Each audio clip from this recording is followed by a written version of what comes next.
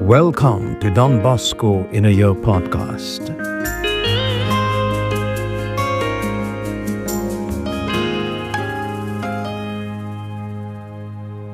Day 55. The Revolutionary Year 1848. In the year 1848, political events and the public mood presented a drama, the outcome of which nobody could foresee. Charles Albert had granted the Constitution. Many thought that the Constitution also granted freedom to do good or evil at will. They based this assertion on the emancipation of the Jews and Protestants, claiming as a consequence that there was no longer any distinction between Catholics and those of other faith. It was true in politics, but not in matters of religion. Meantime, a kind of frenzy seized the minds even of youngsters. They would get together at various points in the city, in the streets and squares, believing that it was praiseworthy to insult priest and religion. I was attacked many times at home and in the street. One day, as I was teaching catechism, a harvest shot came through the window, passing through my cassock, between my arm and my ribs, and making a large hole in the wall. On another occasion, a certain well-known character attacked me with a long knife in full daylight, while I stood in the middle of a group of children. It was a miracle that I was able to get away, beating a hasty retreat to the safety of my room. Dr. Borelli was also able to escape miraculously from a pistol shot and from the blows of a knife one time when he was mistaken for someone else. It was therefore quite difficult to control such aroused young people. In the perversion of thought and ideas, as soon as we could provide additional room, the number of artisans was increased, coming to 15, all amongst the most abandoned and endangered. There was a big problem, however, because we had no workshop in our institution. Yet, our pupils went to work and to school in Turin, an ensuing harm to mortality.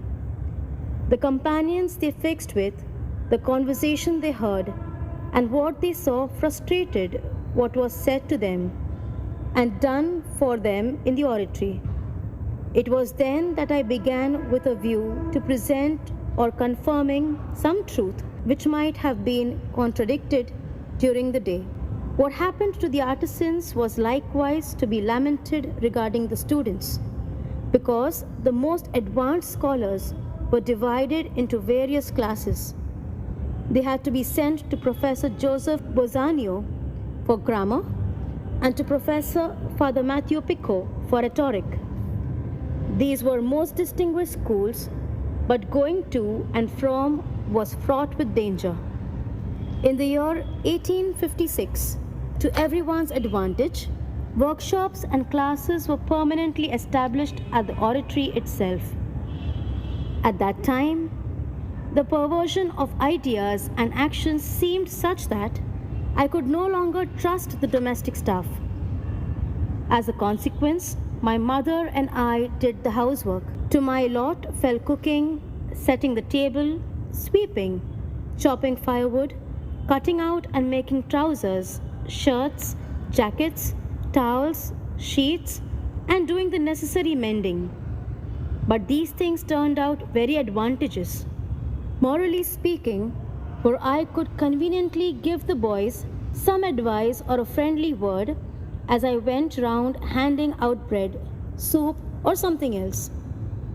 Discerning the need to have someone come and help me in both domestic and scholastic matters in the oratory, I began to take some of the boys with me into the country and others to spend the holidays at Castellonovo, my native country.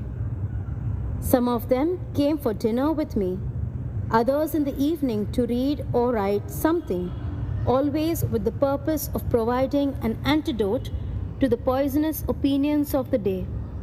This was done with greater or lesser frequency from 1841 to 1848.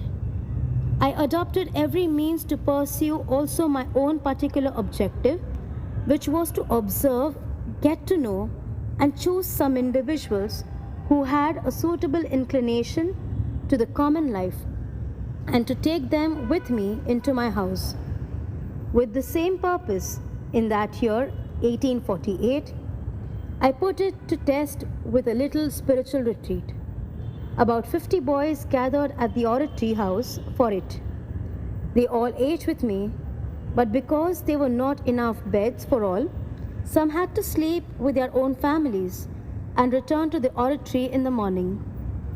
This coming and going to their homes risked most of all the benefits to be reaped from the sermons and the instructions which were customary on such occasions.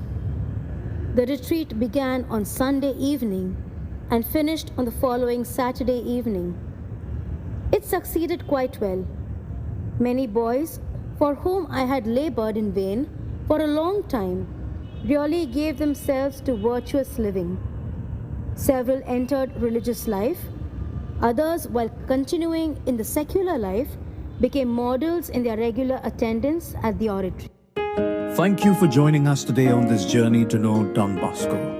May these reflections deepen our faith, guide us closer to God each day, and hope to see you all tomorrow. Till then, keep seeking, keep praying, keep growing.